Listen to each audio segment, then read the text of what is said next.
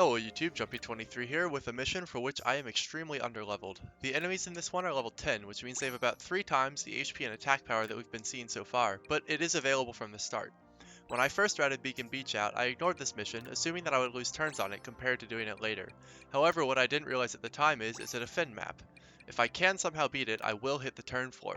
For this reason, I deploy my two most defensive units, Peach and Rabbid Luigi, although in the end, Rabbid Luigi's defense is so pathetic that I might have been better off deploying Rabbid Mario or Luigi anyway.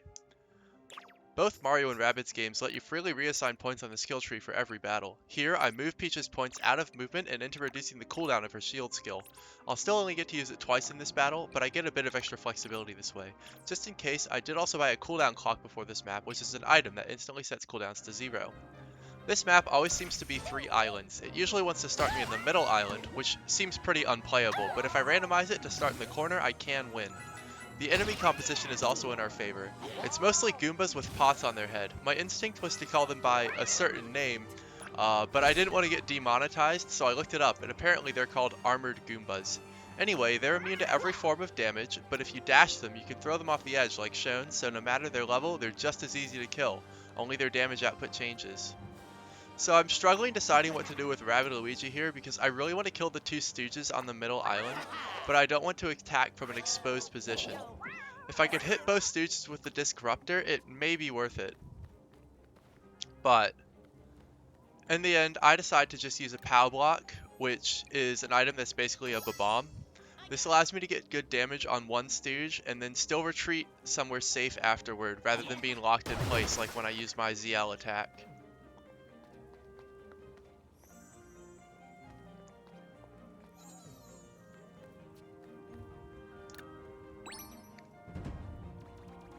Peach avoids this Goomba by the width of a chin hair. You can actually see enemies' movement ranges with L3, but the UI for it is pretty annoying, so I don't do it very much, and usually I just use trial and error and guessing. The Goombas on this map all rush you down, but these Stooges actually have got really defensive AI, which doesn't make sense for a defend map, but I won't look a gift horse in the mouth. If you're far enough away, they won't rush in and they'll just stay behind cover. I was afraid that both Stooges on the middle island would rush in, but in fact only one decides to, which is excellent luck. Each of the Stooges takes a lot of resources to kill since they have so much HP. I can only kill 2 Goombas per turn, and you can see 4 here, plus the Stooge, so now is the time I decide to use Peach's shield. If I were level 4, I could have an extra dash with skill points per unit, which would make this level much easier, but unfortunately I cannot hit level 4 in time.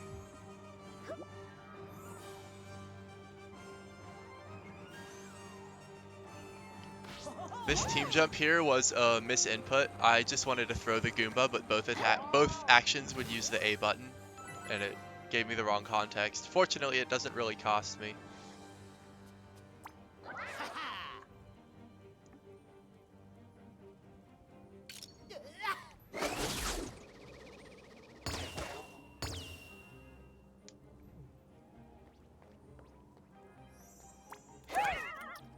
So as you can see, the Boombrella kills, but I'm being scared and refusing to use it.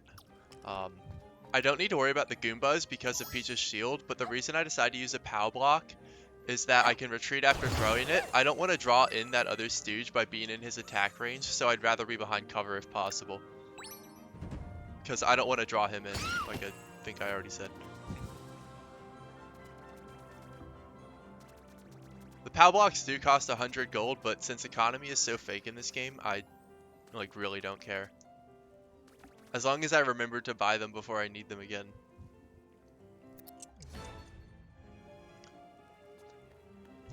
By the way, forgive the lack of continuity with Rabbid Luigi's hit points. He took damage in explosive situation, but he's at full HP here, and I never healed him.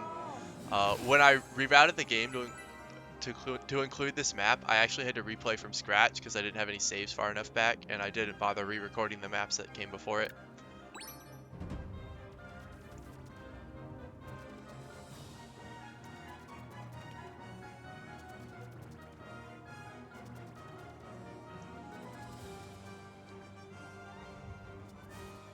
So I expected reinforcement portals to spawn at the end of turn 3, which is when they did in my test run, but in this one they don't spawn here. I'm not sure if it's because there are too many enemies left on the map or what. But as you can see, Rabbid Luigi and Peach both can move all the way down the stairs despite it really not fitting into their movement circle. If you can reach stairs at all, you can go all the way up or down and a little onto the landing, which is like a huge trick for extending movement ranges in this game. I was able to use that trick with Rabbid Luigi to kill a Goomba that was really way outside of his movement range.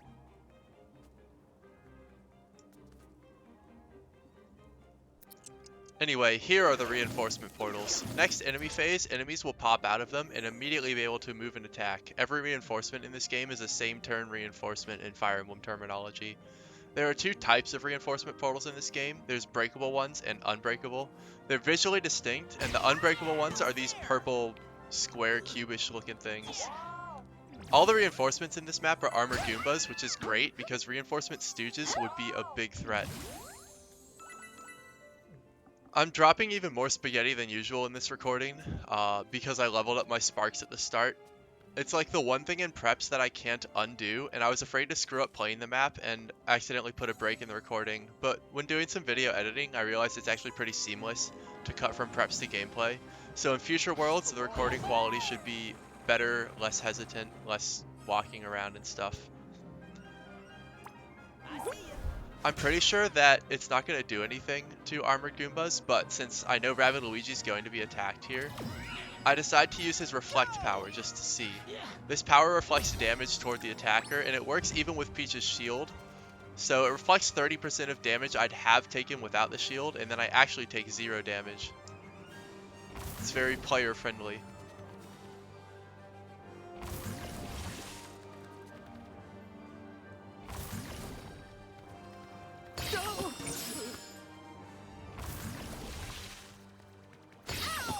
So we've already made it to the last turn. This has been a pretty boring defend map, but I guess that's kind of just how defend maps are.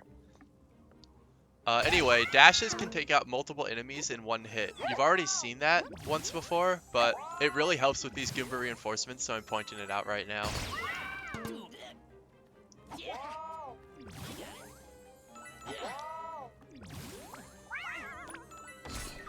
Once I survive this enemy phase, I'll have completed the Goomba with the pot on its head in 6 turns.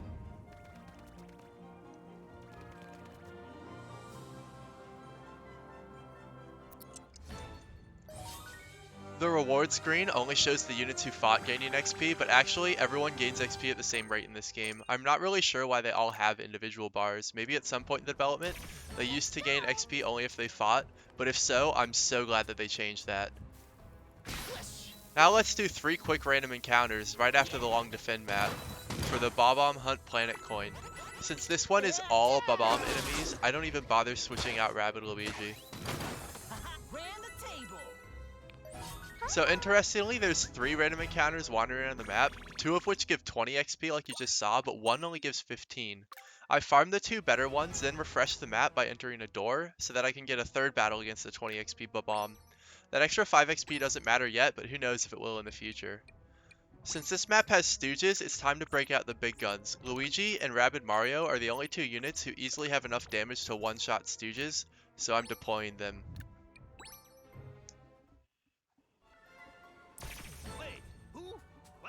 While I have some downtime on this simple map, I'm going to mention that someone on YouTube has done New Game Plus LTCs of this game, so basically every map as if your characters are max level. While that's obviously going to be very different, especially early on compared to what I'm doing, it's still really interesting. So I'm going to link their channels in the description so you can check them out. I didn't originally find them when I was looking on YouTube because I searched for LTC and they're called turn record videos, but fortunately they saw me on Reddit and reached out to me. If Luigi had missed that shot because of partial cover, I could have used Steely Stare. That never gets blocked by cover, so as long as the stooge moves, it will die. And it's already passed, but you could have seen on that screen the visual glitch that originally made me think encounter rewards were random. Luigi and Rabbid Mario don't get the plus 20 XP text or animation, but their XP bar did go up by 20. This is the last encounter in Bob-omb Hunt, and it will bring me to level 4 just in time. There is one more available planet coin mission, but I can't turn for that one at this point with just 2 units. Everything else is gated behind this next story mission, which is the one where level 4 grinding will pay off. So look forward to that one, and see you next time. Thanks for watching. Oh, yes, Mama like.